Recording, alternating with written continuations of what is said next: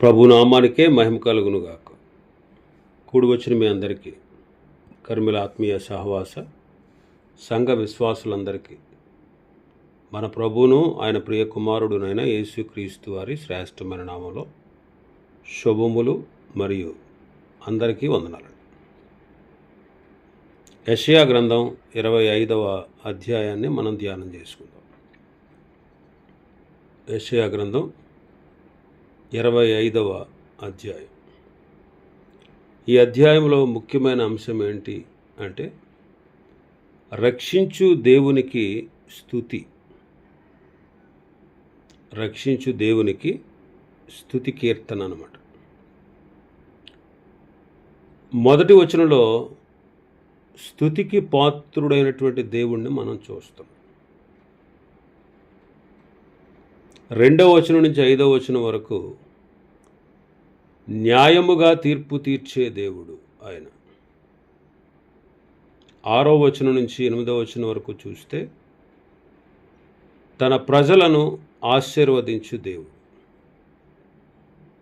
9వ వచనం నుంచి 12వ వచనం వరకు చూస్తే శత్రువులను ఓడించు దేవుడుగా ఈ అధ్యాయంలో మనం ప్రభువును గూర్చి చూడవచ్చు.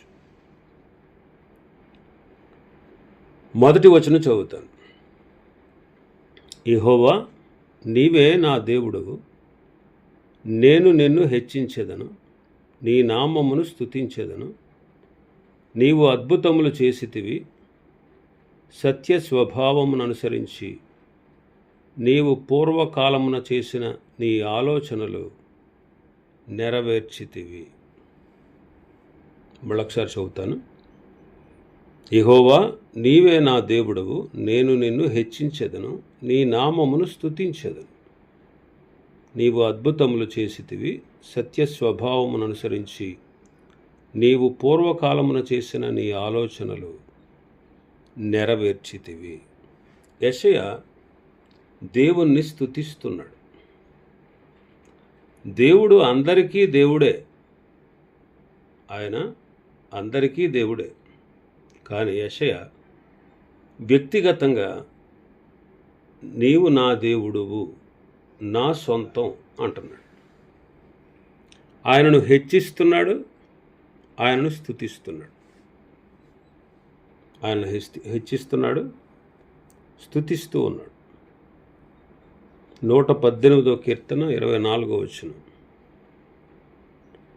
ఇది యెహోవా ఏర్పాటు చేసిన దినము, దీని యందు మనము ఉత్సహించి సంతోషించదము అంటాడు భక్తుడు. 2వ వచనం నుంచి 4వ వచనం వరకు మనం చదివితే, 118వ కీర్తన 1వ వచనం నుంచి చదివితే, యెహోవా దయాళుడు, ఆయన కృప నిరంతరము నిలుచును, ఆయనకు కృతజ్ఞతాస్తుతులు చెల్లించుడి. ఆయన కృప నిరంతరము నిలుచునని ఇశ్రాయేలీయులందరుగాక, ఆయన కృప నిరంతరము నిలుచునని అహరోను వంశస్థులందరుగాక, ఆయన కృప నిరంతరము నిలుచునని యెహోవా యందు భయభక్తులు గలవారు అందురుగాక అంటాడు. 146వ కీర్తనలో 2వ వచనం చదివితే, నా జీవితకాలమంతయు నేను యెహోవాను స్తుతించెదను, నేను బ్రతుకు కాలమంతయు నా దేవుని కీర్తించెదను అంటున్నాడు. భక్తుల యొక్క అనుభవాలు అన్నమాట. భక్తులు దేవుణ్ణి తమకు సొంతముగా భావించి వారి జీవితంలోనూ అలాగే ఈ లోకంలో అలాగే సాటి వారి జీవితాల్లో దేవుడు చేసినటువంటి మేలులను బట్టి, ఆయన చేసిన ఉపకారములను బట్టి, ఆయన చేసిన అద్భుత ఆశ్చర్య కార్యములను బట్టి వారు దేవుని స్తుతిస్తున్నట్టుగా మనం చూస్తాం. ఇక్కడ యెషయా భక్తుడు కూడా దేవుణ్ణి స్తుతిస్తూ ఉన్నారు. ఆయన హెచ్చిస్తున్నాడు, స్తుతిస్తున్నాడు. మరి యెషయా ఎందుకు స్తుతించి ఆరాధిస్తున్నాడు? 2 కారణాలు చెప్పాడు. 2 కారణాలు. ఒకటి, దేవుని అద్భుతాలను బట్టి. 2, దేవుని ఆలోచనలను బట్టి. ఆయన అద్భుతాలను బట్టి, ఆయన ఆలోచనలను బట్టి భక్తుడు దేవుణ్ణి స్తుతిస్తున్నాడు. ఆయన అద్భుతాలు చేసేవాడు.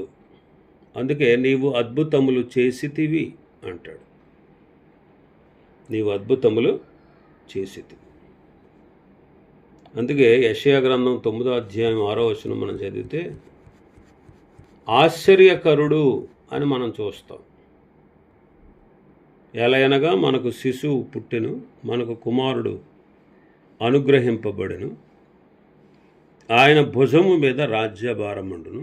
ఆశ్చర్యకరుడు, ఆలోచనకర్త, బలవంతుడైన దేవుడు, నిత్యుడగు తండ్రి, సమాధానకర్తయగు అధిపతి అని అతనికి పేరు పెట్టబడును. ఆశ్చర్యకరుడు, ఆశ్చర్య కార్యములు చేయువాడు, అద్భుతములు చేయు దేవుడు ఆయన. 107వ కీర్తన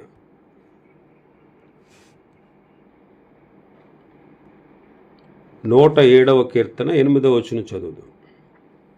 ఆయన కృపను బట్టి నరులకు ఆయన చేయు ఆశ్చర్య కార్యములను బట్టి వారు యెహోవాకు కృతజ్ఞతాస్తుతులు చెల్లించుదురుగాక అంటున్నాడు. దేవుడు ఆశ్చర్య కార్యములు చేయవాడు. ఆయన చేయు ఆశ్చర్య కార్యములను బట్టి వారు కృతజ్ఞతాస్తుతులు దేవునికి చెల్లిస్తారంట. భక్తుల జీవితాల్లో ఆశ్చర్య కార్యాలు చేసినవాడు. మన జీవితాల్లో కూడా ఆశ్చర్య కార్యాలు చేయవాడు. ఆయన ఆశ్చర్యకరుడు, ఆశ్చర్యకరుడు. ఆయన దేవుడై ఉండి మానవుడిగా దిగి రావడం ఆశ్చర్యం. పరలోక వైభవాన్ని అంతటిని నీ కొరకు నా కొరకు విడిచిపెట్టడం ఆశ్చర్యం. పాపినైన నన్ను, పాపినైన మనల్ని, పాపులైన మనల్ని పాప శిక్ష నుంచి తప్పించడం ఆశ్చర్యం. నిత్య నరకానికి పోవలసినటువంటి మనం ఆదాము యొక్క పాపాన్ని బట్టి, మన మూల పితరుడైనటువంటి ఆదాము యొక్క పాపాన్ని బట్టి మనం అందరం పాపులం. పాపము ద్వారా యాక్చువల్గా న్యాయముగా దేవుని శిక్షకు ఉగ్రతకు పాత్రులం. మరణానంతరం నిత్య శిక్ష నరకాగ్నిలో పడి యాతన పడాల్సిన వాళ్ళం. కానీ ఆయన కృప ద్వారా మనల్ని రక్షించాడు. ఇది ఆశ్చర్యం, ఇదొక అద్భుతం అన్నమాట. పాపిని పరలోకంలో చేర్చడం అనేది ఒక అద్భుత కార్యం, ఒక అద్భుత కార్యం. పాపులైన మనల్ని ప్రేమించడం అద్భుతం.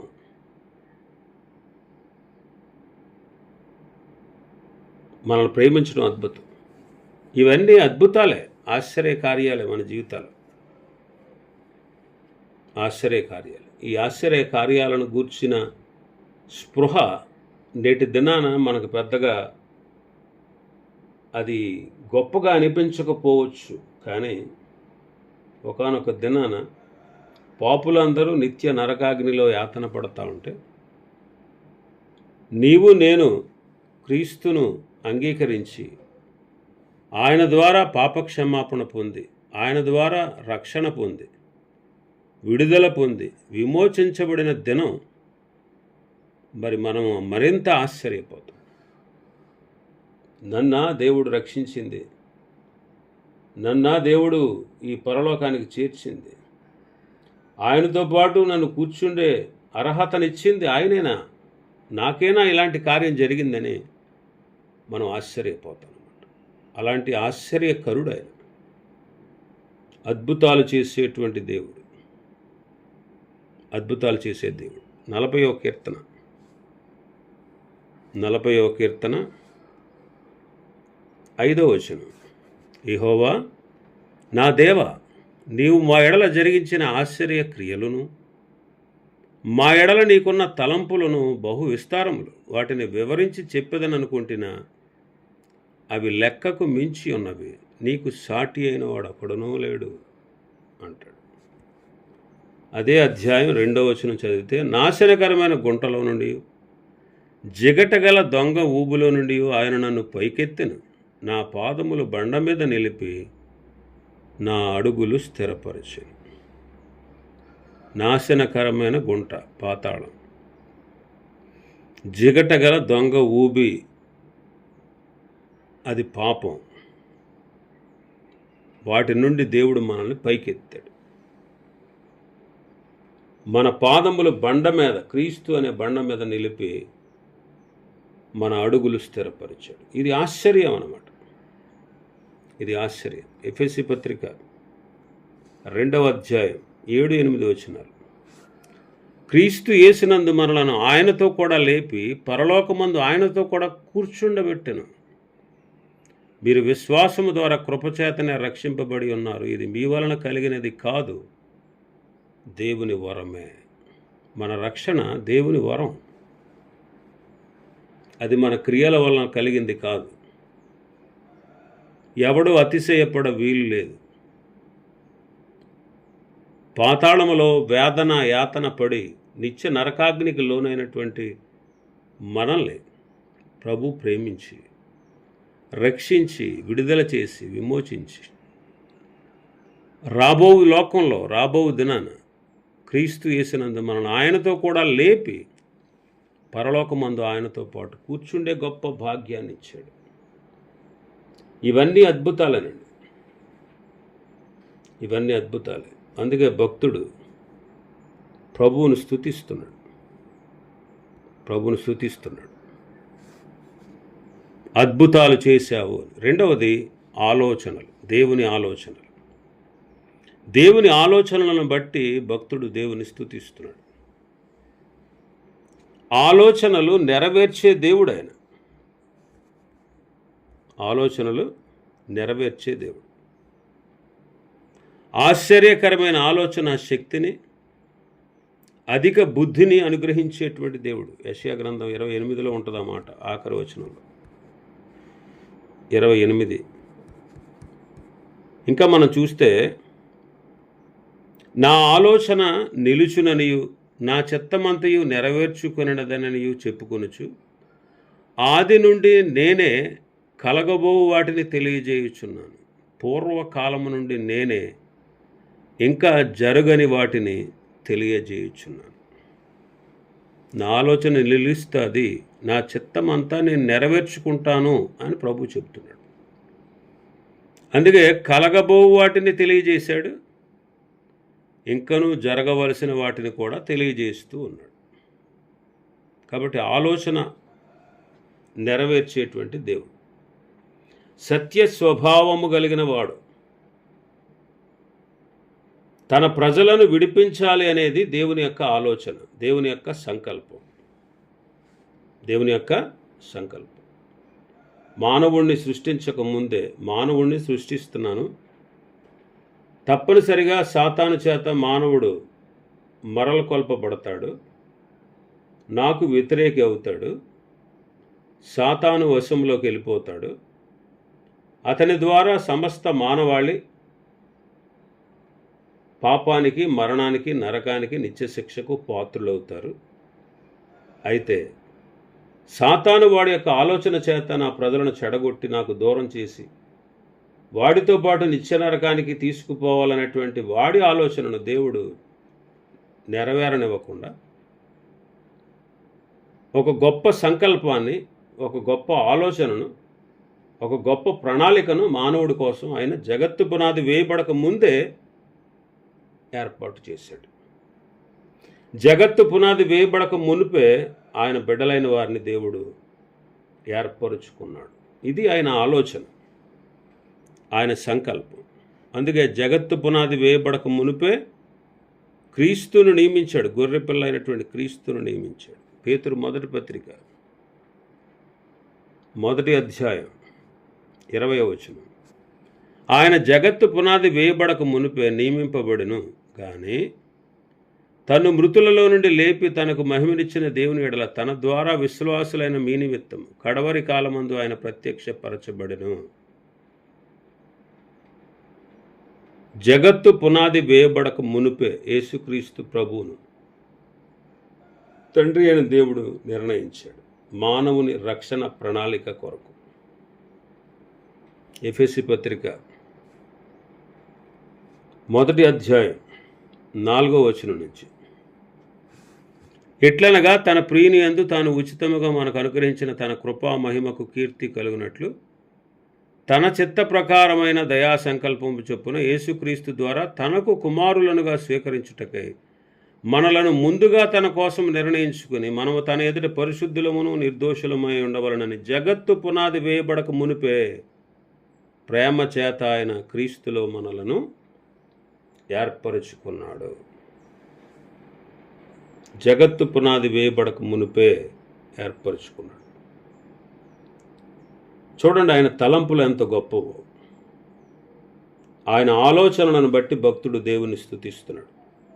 దేవుని తలంపులు ఉన్నతమైనవి.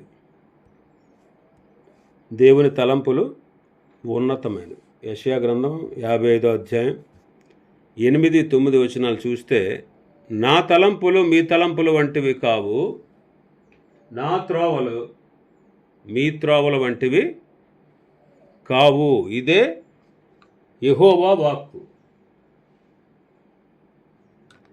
నా తలంపులు మీ తలంపుల వంటివి కాదు, మీ త్రోవలు నా త్రోవల వంటివి కాదు. ఆకాశములు భూమికి పైన ఎంత ఎత్తుగా ఉన్నవో మీ మార్గముల కంటే నా మార్గములు, మీ తలంపుల కంటే నా తలంపులు అంత ఎత్తుగా ఉన్నవి అంటాడు. 139వ కీర్తన రాసిన భక్తుడు కీర్తన 139లో 17-18 వచనాలు మనం చదివితే, దేవా నీ తలంపులు నాకెంత ప్రియమైనవి, వాటి మొత్తం ఎంత గొప్పది, వాటిని లెక్కించదని అనుకుంటున్నా అవి ఇసుక కంటెను లెక్కకు ఎక్కువై ఉన్నవి. నీ తలంపులు నాకెంతో ప్రియమైనవి, వాటి మొత్తము గొప్పది అంటాడు. కాబట్టి దేవుని తలంపులు విస్తారమైనవి. 40వ కీర్తన 5వ వచనం, యెహోవా నా దేవ, నీవు మా ఎడల జరిగించిన ఆశ్చర్య క్రియలను, మా ఎడల నీకున్న తలంపులను బహు విస్తారములు, వాటిని వివరించి చెప్పేదని అనుకుంటున్నా అవి లెక్కకు మించి ఉన్నవి, నీకు సాటి అయిన వాడొకడును లేడు అంటాడు. కనుక భక్తుడు దేవుని స్తుతిస్తున్నాడు. 1, ఆయన ఆశ్చర్య కార్యములను బట్టి, 2, ఆయన ఆలోచనలను బట్టి. 2వ వచనం నుంచి మనం చూస్తే, మన భాగంలో యెషయా గ్రంథం 25లో 2వ వచనం నుంచి మనం చూస్తే, న్యాయముగా తీర్పు తీర్చే దేవుడు మనకు కనబడుతున్నాడు. 2వ వచనం, నీవు పట్టణమును దెబ్బగాను, ప్రాకారము గల పట్టణము పాడుగాను, అన్యుల నగరి పట్టణముగా మరలా ఉండకుండా నీవు చేసితివి, అది మరలా ఎన్నడను కట్టబడకుండా చేసితివి అంటాడు. బబులోను, దమస్కు, నినివే పట్టణాలను దేవుడు పాడు చేశాడు. వాటిలో కొన్ని పట్టణాలు మరలా కట్టబడలేనంతగా పాడు చేశాడు. దేవుని ఉగ్రత దినమున ఇది జరుగుతుంది. ఆయన సత్యాన్ని బట్టి జరుగుతుంది. బబులోను పాడైపోద్ది. 7 ఏండ్ల శ్రమల కాలంలో, ఆ శ్రమల కాలపు ముగింపులో ఈ ప్రవచనం సంపూర్ణంగా నెరవేరుతుంది. అందుకే పట్టణం పాడు దెబ్బగా, ప్రాకారం గల పట్టణం పాడుగా, అన్యుల నగరి పట్టణం మరలా ఉండకుండా నువ్వు చేశావు. 3వ వచనం చూస్తే, బేకరుల ఊపిరి గోడకు తగిలిన గాలివాన వలె ఉండగా నీవు బేదలకు శరణ్యముగా ఉంటివి, దరిద్రులకు కలిగిన శ్రమలో వారికి శరణ్యముగాను, గాలివాన తగలకుండా ఆశ్రయముగాను, వెట్ట తగలకుండా నీడగాను ఉంటివి అంటున్నాడు. బేదలు అంటే ఎవరంటే చెరలోకి వెళ్ళి తిరిగి వచ్చిన శేషజనం అన్నమాట. బేకరులు అంటే శత్రువులు. ఆయన నమ్మిన వారికి ఆశ్రయముగాను, ఆయనను నమ్మిన వారికి ఆయన శరణ్యముగాను ఉంటాడు. ఆయన పర్ణశాల వలె ఉంటాడు. ఆయనపై కట్టబడిన వారు గాలి వానకు నిలుస్తారు. అందుకే ప్రభు అంటారు మత్తయి సువార్త 7వ అధ్యాయంలో, నా మాట విని వాటి చొప్పున చేయు ప్రతివాడు బండ మీద ఇల్లు కట్టుకున్న బుద్ధిమంతుడి వలె ఉంటాడు. కాబట్టి బేదలకు ఆయనే శరణ్యం. బేదలు అంటే ఆయన పైన ఆనుకునేవారు. బేదలు అంటే దేవునిపైనే ఆనుకునేవారు. 4-5 వచనాలు మనం చూస్తే, బలిష్ఠులైన జనులు నేను గనపరచెదరు, బేకర జనముల పట్టణస్థులు నీకు భయపడదురు. ఎండిన దేశములో ఎండవేడిమి అణిగిపోవునట్లు నీవు అన్యుల ఘోషను అణిచివేసితివి. మేఘఛాయ వలన ఎండ అణిచివేయబడినట్లు బలత్కారుల జయకీర్తన అణిచివేయబడును. బేకరులు అంటే దేవునికి వ్యతిరేకులు, వాళ్ళు కూడా ఆయనకు లోబడతారు. యేసుక్రీస్తు ప్రభు వారి 1000 ఏళ్ల పాలనలో అన్య రాజులు క్రీస్తుకు నమస్కరిస్తారు. అన్య రాజులు అణగద్రొక్కబడతారు. ఒక దినాన ప్రతి వాని మోకాలు యేసుక్రీస్తు నామమున వంగును, ఆయనే ప్రభు అని ఒప్పుకొను. కాబట్టి బేకరులు అంటే దేవునికి వ్యతిరేకులు, వాళ్ళు కూడా దేవునికి ఏం చేస్తారు? లోబడతారు, ఆయనకు నమస్కరిస్తారు, వాళ్ళు అణగద్రొక్కబడతారు. ఒక దినాన ఆయన ఎదుట మోకాళ్ళూని ఆయనే ప్రభువు అని వాళ్ళు ఒప్పుకుంటారు. ఇంకా చాలా విషయాలు ఈ అధ్యాయంలో ఉన్నాయి. ప్రభు చిత్తమైతే రేపటి దినం మరికొన్ని విషయాలు మనం ధ్యానం చేసుకుందాం. దేవుడి వర్తమాన వాక్యాన్ని మన వినికిడిలో ఆశీర్వదించును గాక.